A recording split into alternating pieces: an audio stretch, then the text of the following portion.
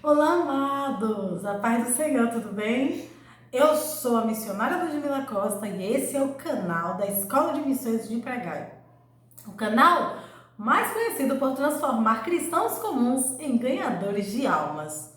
E no Café com Missões desta semana, nós estaremos falando sobre as 3 coisas que atrasam um homem ou uma mulher de Deus. 3 coisas que atrasam o cristão, tá? Mas antes de eu começar a ler o texto sagrado, eu quero dizer para você o seguinte: fica até o final desse vídeo, que no final dele eu vou estar liberando um presentão para você, tá? Se você já gostou da proposta desse vídeo, não se esqueça de curtir, compartilha muito. E se não for inscrito, se inscreve, você é bem-vindo aqui nesse canal. Vamos para o texto sagrado, para que eu esteja destrinchando aqui sobre o título do vídeo de hoje, do Café com Missões dessa semana, tá? Está no livro de 1 Samuel 15, versículo 22, que diz: Porém Samuel disse: Tem porventura o Senhor tanto prazer em holocaustos e sacrifícios, como em que se obedeça a palavra do Senhor? Eis que o obedecer é melhor do que o sacrificar, e o atender melhor é do que a gordura de carneiros. Olha só, neste texto sagrado, eu não vou estar lendo sobre o contexto, não vou falar aqui sobre Saul, sobre Samuel, sobre a trajetória de Saul, porque o personagem bíblico que Deus me direcionou é ninguém menos do que Jonas. Como eu conheço a história de Jonas, eu vou estar destrinchando aqui para os irmãos. Mas se vocês quiserem mais entendimento, mais conhecimento, eu super recomendo que você leia inteirinho o livro de Jonas. São poucos capítulos, são 4 capítulos, e você consegue finalizar bem rapidinho. Mas eu vou explicar, eu vou estar expondo aqui o que Deus me direcionou. Deus falou para mim sobre 3 coisas que atrasam o servo de Deus. A primeira é o medo. A segunda é a desobediência.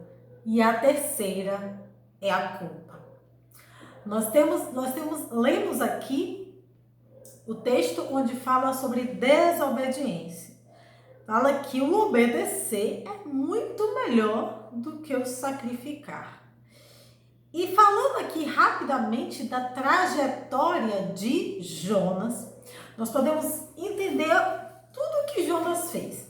A intenção de Jonas, quando ele ouviu, o que aconteceu? Quando Jonas ouviu o chamado de Deus, ele teria que ir para Nínive. E chegando lá em Nínive, ele teria que lançar para o povo o castigo de Deus. Só que o público ninivita, eles eram arqui-inimigos de Israel. Eles não poderiam ver nenhum guerreiro israelita, que eles cegavam. Eles eram conhecidos como tirar a visão do povo de Israel, do povo judeu. Então, Jonas, ele se pelou de medo, ele se tremeu de medo. E o medo levou ele a fugir. Na verdade, Jonas, a tentativa de Jonas foi enganar de fato a Deus. Jonas, tudo o que ele fez foi na intenção de driblar Deus. Se era para ele ir para Nínive, ele foi para um caminho no sentido oposto. Ele foi para Tarsis, um lugar que não era foco de Deus, um lugar que não era propósito de Deus. Eu quero abrir um parênteses para perguntar: para onde é que você está indo? Você está indo para a direção que Deus quer te mandar ou está indo para o lugar errado? Você está indo para Nínive ou está indo para Tarsis?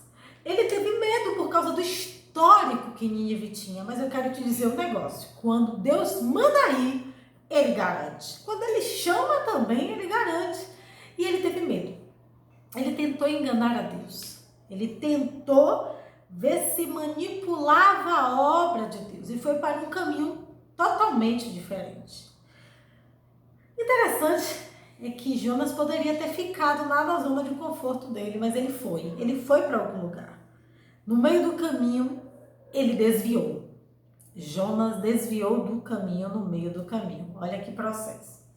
E esse comportamento desobediente de Jonas foi originário do medo. O medo que ele sentiu fez com que ele desobedecesse.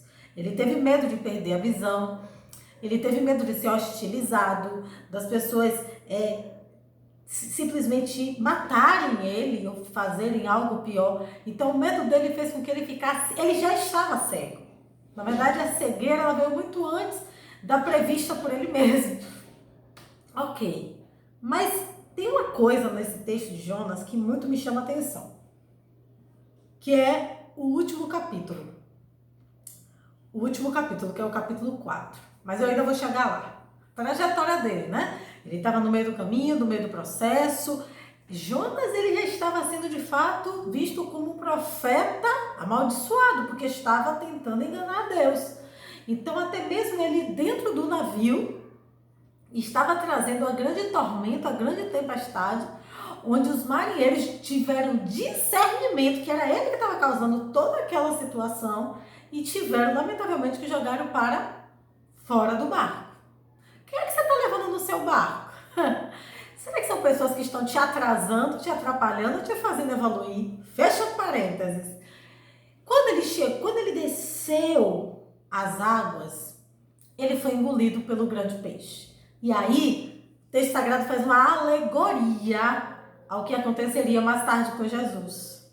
Ou seja, Jonas literalmente foi ao inferno. Ele ficou 3 dias debaixo do ventre do grande peixe. É caracterizado como a morte, porque ele sim, ondas de morte cercaram Jonas. Isso está registrado na palavra de Deus. Ele foi envolvido pela morte.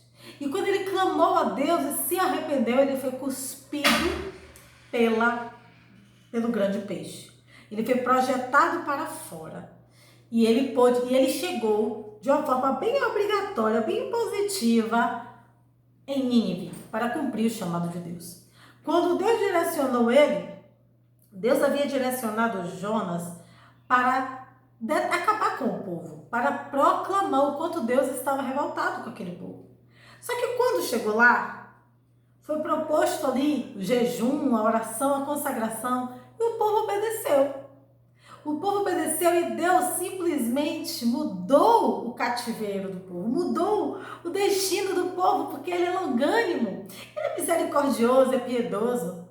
E simplesmente Jonas não aceitou, não gostou da mudança de ideia de Deus.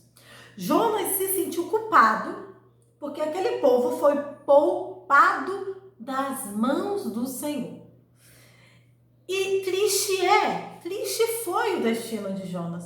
Deus termina o texto com uma pergunta a Jonas, perguntando para ele o que de fato importava.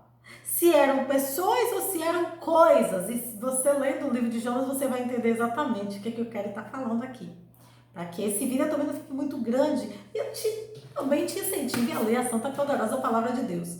Então, todo esse mistério, tudo isso que aconteceu com Jonas envolve essas 3 coisas. O medo, a desobediência e a culpa. Esse profeta, ele não foi bem sucedido na sua trajetória. Ele teve, de fato, um ministério muito turbulento, porque foi um ministério de muitos questionamentos. Ele questionava Deus o tempo inteiro. Ele primeiro tentou enganar, tentou se esquivar da chamada, se esquivar do propósito. E depois, ele foi questionar Deus. Por que o Senhor não matou o povo? Por que o Senhor salvou o povo? Por que o Senhor me sacrificou para vir aqui pregar para esse povo ser salvo? Jonas, ele foi um anti-salvação. Ele foi um profeta que ele não estava voltado e focado para a salvação do povo. E aí eu digo, hoje Jonas, ele é conhecido como o profeta fujão. Olha que terrível. E aí eu te pergunto, como é que você deseja ser conhecido daqui a alguns anos? Ou até mesmo depois que você partir dessa terra, que legado você quer deixar? Como você quer ser lembrado ou lembrada? Qual é a palavra, qual é o termo que você vai plantar na terra para que as pessoas, ao lembrarem de você, seja como um gatilho e associem alguma qualidade ou algum defeito? Tudo vai depender do que você planta hoje. E aí eu te pergunto, qual dessas 3 coisas tem atribulado a sua caminhada com Deus, atribulado o seu ministério? Será que é o medo, a culpa ou a desobediência? Eu quero dizer o seguinte, no texto que eu li aqui fala que é melhor obedecer do que sacrificar. E também a Bíblia fala que a desobediência é semelhante ao trabalho de feitiçaria. Imagina isso para um cristão. A culpa, você precisa tirar a culpa de você. As coisas acontecem ao longo da nossa vida, mas nós não precisamos carregar aquele fardo a vida inteira. Porque a culpa, se ela não for tratada, se ela não for trabalhada, ela pode gerar uma depressão profunda e levar você até mesmo a querer tirar a sua própria vida. E isso pode ser irreversível. E nós sabemos qual é o destino daqueles que tiram a sua própria vida. E o que falar do medo? O medo? O medo. O medo ele é necessário para o nosso crescimento. Se o medo é o que está te atrapalhando, vai com medo mesmo. Especialmente se foi Deus que mandou você ir, se foi Deus que mandou você fazer. Não temas, diz o Senhor, não temas. E aí? Eu quero que você coloque nos comentários aqui abaixo qual desses 3 elementos tem atrasado o seu ministério. A culpa, o medo ou a desobediência? Será que é os 3? 2 deles? Ou apenas um? Ou graças a Deus você se livrou de todos? Eu quero saber. Coloca aqui nos comentários, tá bom? Terminamos aí o nosso Café com Missões dessa semana e eu vou liberar o presente. Eu prometi, eu vou cumprir. Está no primeiro link desta descrição, da descrição aqui abaixo, tá? Se deleite, solicita o seu presente no link que vai estar aí. E eu quero louvar a Deus pela sua vida, por você ter ficado até aqui. Espero que você tenha gostado do vídeo de hoje, desse devocional de mais uma semana, tá bom? Não esquece de compartilhar esse vídeo, tem muita gente precisando ser edificada. Deus abençoe e a paz do Senhor. Tchau, tchau.